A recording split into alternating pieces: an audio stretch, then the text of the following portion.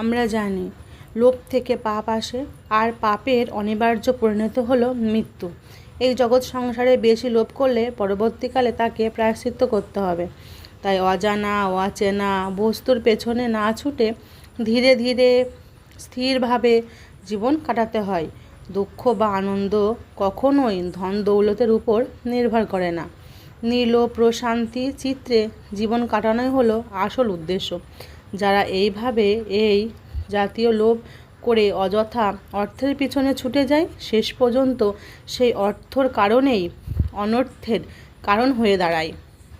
অনেকেই আছে অর্থের পেছনে ছুটতে গিয়ে জীবনে ভালো মন্দ সব জ্ঞানই হারিয়ে ফেলে।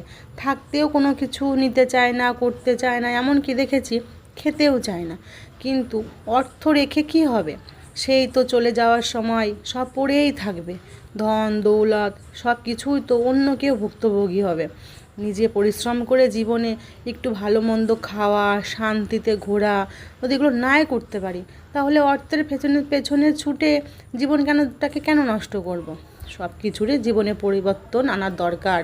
আমাদের সামাজিকতাকে একটু পরিবর্তন করতে হবে। মানুষের ধ্যান ধারণা চিন্তা ভাবনা এগুলোকে একটু পরিবর্তন করলে দেখবে